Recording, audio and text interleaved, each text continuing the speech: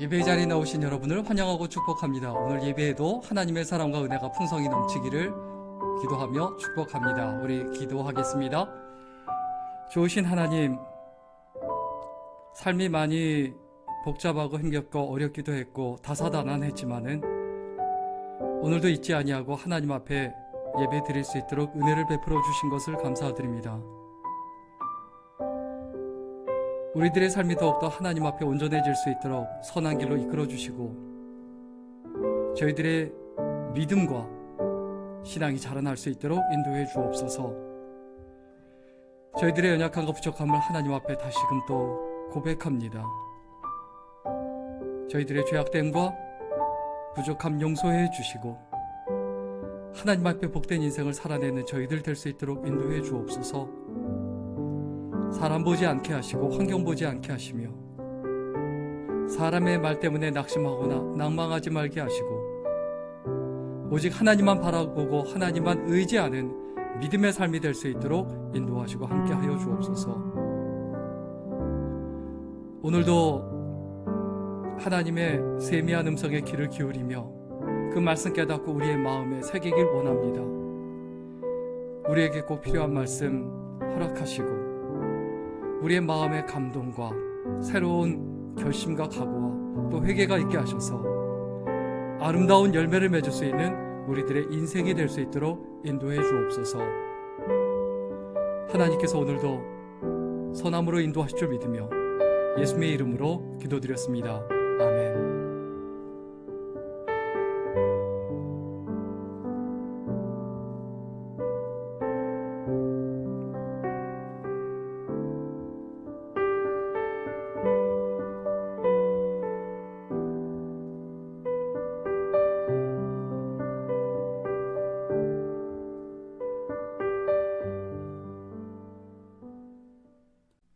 선한 능력으로 같이 찬양 드리겠습니다.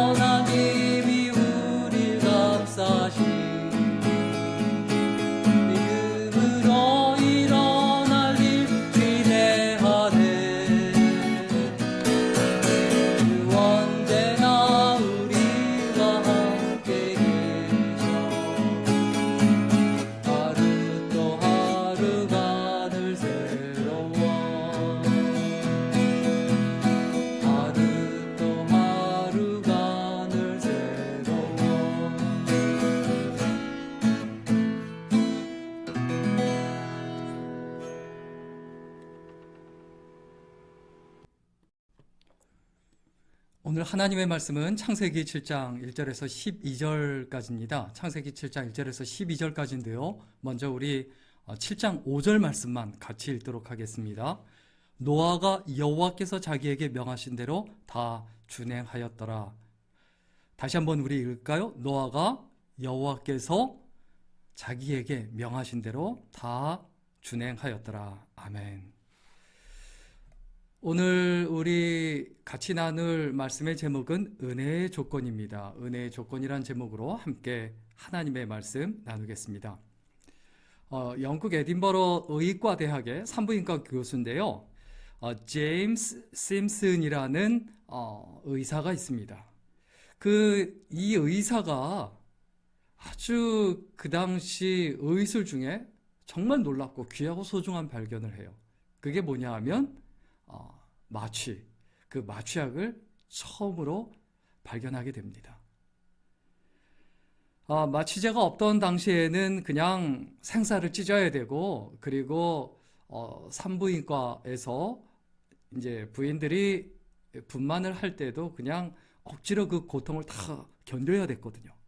그런데 그 고통스러워하는 환자들의 모습을 보면서 이 심슨이라는 이 의사가 계속 고민합니다. 이거 좀 뭐가 방법이 없을까? 그런데 좀 성경을 보고 힌트를 얻습니다. 그 성경을 보고 어떤 부분이냐면 하나님께서 하와를 만드실 때 아담의 갈비뼈를 뽑아서 만들었다라고 했는데 언제 갈비뼈를 뽑았느냐? 이 아담이 깊이 잠에 취해 있을 때라고 그렇게 언급이 되고 그리고 이야기가 돼 있었어요. 그때 힌트를 얻은 거예요. 사람이 깊이 잠이 들게 하면 그러면 그때 수술을 하면 되지 않겠는가? 그러면 사람이 어떻게 깨지 않을 만큼 깊이 잠이 들게 하겠는가? 그것을 계속 연구합니다. 그래서 만들어낸 게 바로 클로로포름입니다. 이 클로로포름이라는 이 마취약을 만들게 됩니다. 이 마취약을 하나 만들므로 사람들이 그 수술에 대한 극도의 그 공포에서 벗어나게 되고요. 그리고 그것으로 인해서 이 제임스 심슨이라는 이 의사는 어딜 가나 존경받고 인정받고 그리고 뭐 경제적으로도 많은 부를 쌓습니다. 그가 나이가 들어서 이제 죽을 때가 다 되었는데 제자들이 찾아왔어요. 제자들이 찾아와서 이 스승에게, 나이 들은 스승에게 묻습니다. 선생님께서 인생에서 발견한 것 중에 가장 놀라운 발견은 무엇입니까? 라고 물었습니다.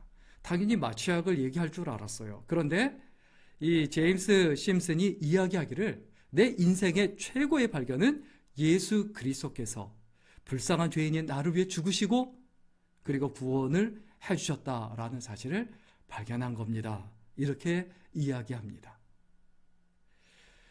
우리가 살아가는 인생에서요, 많은 어려운 일들이 있고 힘든 일들도 있을 수 있어요. 그리고 좋은 것들도 많이 있을 수 있어요.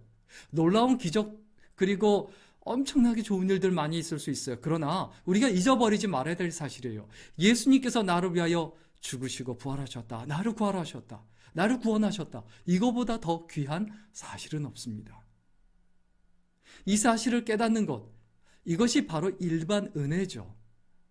그런데 예수 믿는 사람이 이런 일반 은혜를 입었다라고 하면 그 다음에 자연스럽게 입게 되는 것이 특별 은혜예요.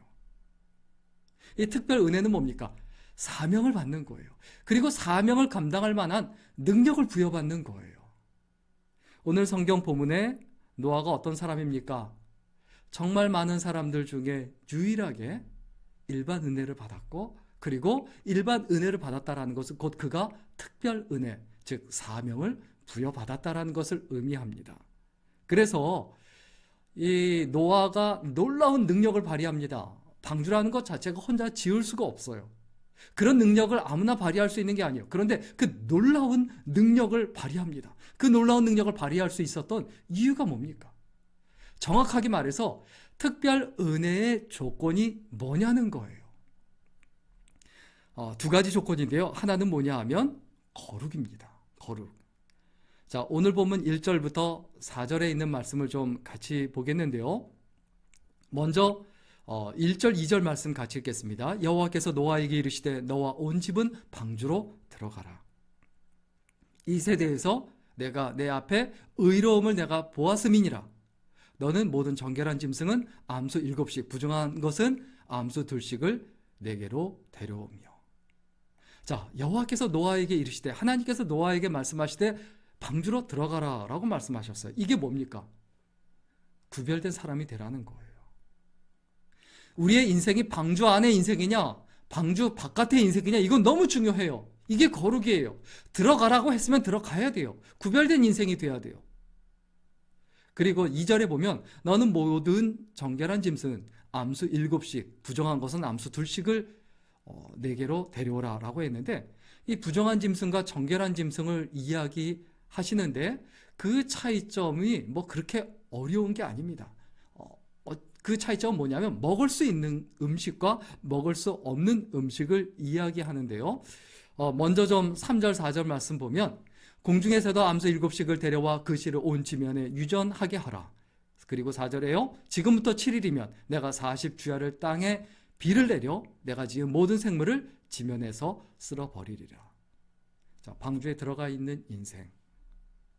그 인생은 구별된 인생이에요. 거룩한 인생이에요. 그런데 사명이 주어져요. 어떤 사명입니까? 부정한 짐승과 그리고 정결한 짐승을 암수를 구별해서 방주 안으로 들이는 겁니다.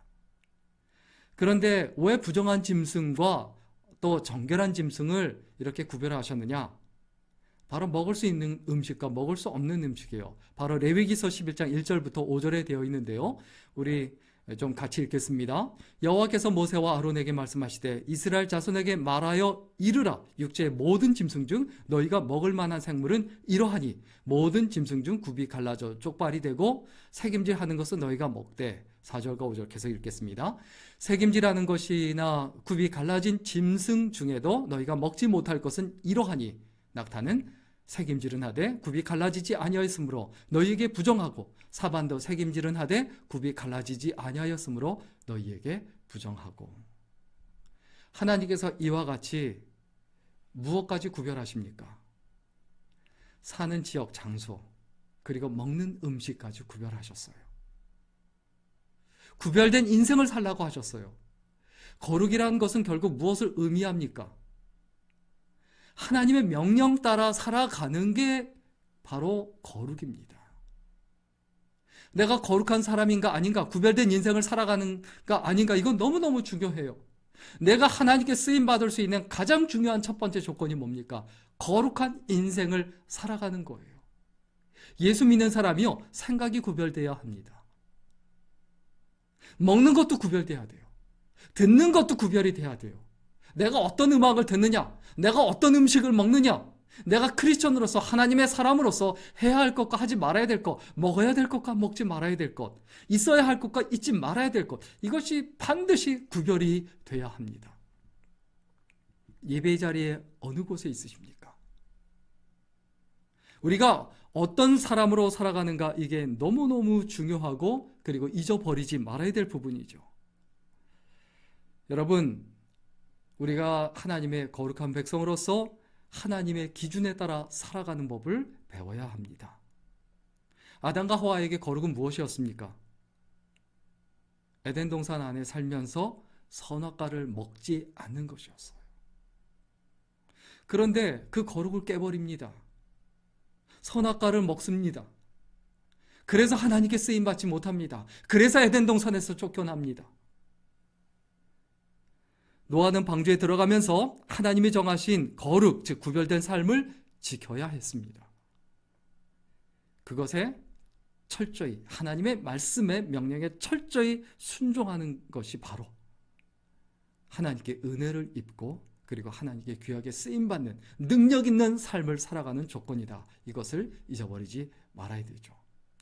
그 다음에 또한 더 나아가서 한 가지 더 우리가 반드시 기억하고 잊어버리지 말아야 될 은혜의 조건이 뭡니까? 그것은 순종이에요. 오늘 본문 5절부터 9절까지 이야기하죠. 자, 5절, 6절, 7절 같이 읽을까요? 노아가 여호와께서 자기에게 명하신 대로 다 준행하였더라. 홍수가 땅에 있을 때에 노아가 600세라. 노아는 아들들과 아내와 며느리들과 함께 홍수를 피하여 방주에 들어갔고, 노아가 5절에 있는 말씀대로 하나님께서 명령하신 말씀을 다 준행했다고 했어요. 그대로 순종하게 하죠. 그리고 더 나아가서 8절 9절에도 정결한 짐승과 부정한 짐승과 새와 땅에 기는 모든 것은 하나님이 노아에게 명하신 대로 암수들씩 노아에게 나와 방주로 들어갔으며, 하나님께 순종할 때요, 다른 사람들이 또 나에게 순종합니다. 하나님께 순종하는 사람이 결국 하나님께 쓰임받는 거예요. 노아는 하나님의 명령을 듣고 묻지도 않고 따지지도 않고 순종합니다. 사실 노아가요, 하나님의 명령이 이해가 됐을까요? 이해 안 됐을 겁니다. 방주를 지어라. 그건 이해 안 됐을 거예요. 그런데 그냥 순종합니다. 논리적으로도 맞지 않았을 겁니다. 다른 사람들이 조롱하고 우롱합니다. 다른 사람들이 손가락질합니다. 신경 안 씁니다. 뭐가 중요하다는 거죠? 하나님께 순종하는 것이 중요하다. 믿음은 의심의 크기만큼 찬란하게 빛이 납니다. 순종은 이해되지 않는 만큼 찬란하게 빛이 납니다. 우리가 어떤 믿음을 가지고 있습니까? 어떤 신앙을 가지고 있습니까? 내가 얼만큼 순종하고 있습니까? 하나님께서 쓰시는 사람, 이 사람은 분명합니다. 거룩한 사람, 그리고 순종하는 사람이에요. 하나님 나라가 왜 왕성하지 않습니까? 이 거룩과 그 순종이 우리의 삶에 있지 않아서 그래요. 하나님의 백성 한 사람 한 사람 모두에게, 우리들 모두에게 이 거룩과 이 순종이란 부분이 존재해야 합니다. 그런데 순종은요, 지속적이어야 돼요. 이랬다 저랬다, 그건 불순종입니다. 부모님이 자녀에게 말합니다. 얘야 이거 좀 해라. 말 안 듣습니다. 얘야 이거 해라. 또 얘기합니다. 또 말 안 듣습니다. 세 번째, 네 번째, 그래서 세 번, 네 번 계속해서 불순종하고 있는 거예요. 순종하는 사람은 어떻습니까? 한 번 듣고 바로 움직여야 되죠. 바로 대답하고 바로 움직이고. 또 우리가 왔다 갔다 할 수 있어요. 순종했다가 안 했다가, 그건 불순종이에요. 지체하는 것도 불순종이요, 못 들은 척해도 불순종이요, 이랬다 저랬다 하도 불순종입니다.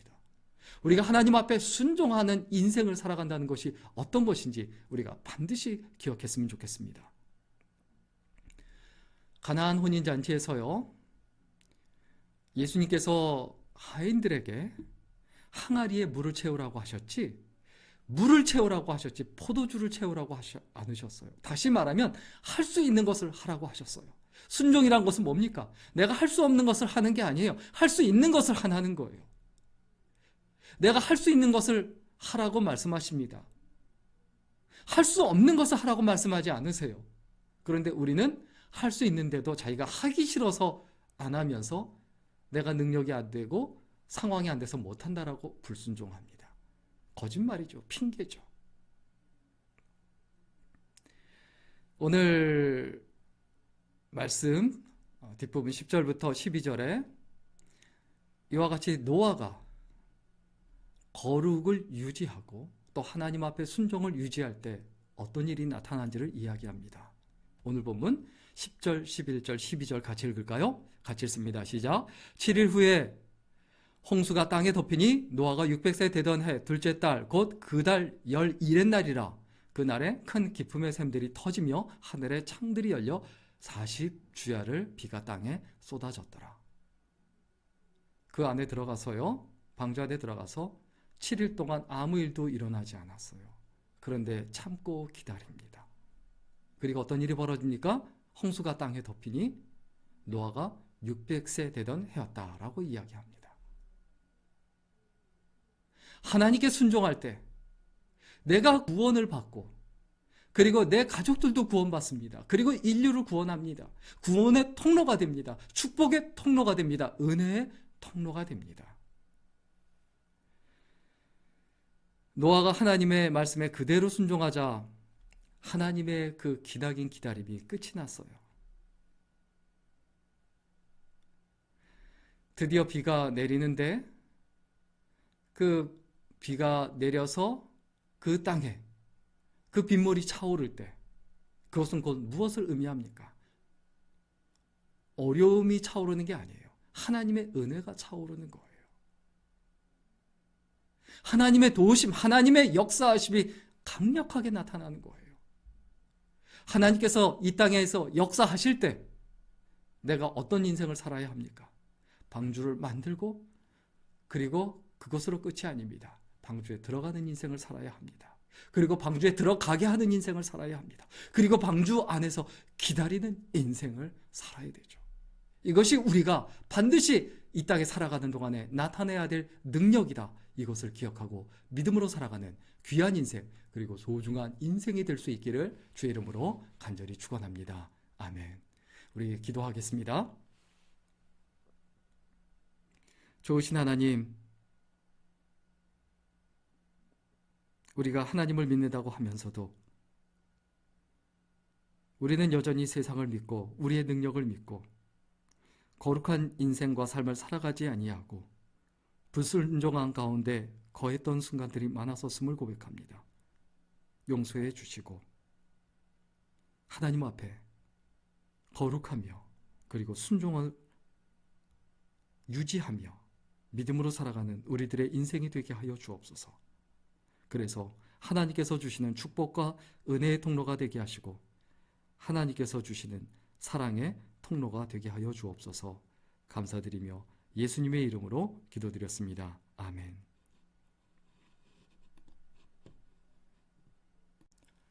주가 일하시네 같이 찬양 드리겠습니다.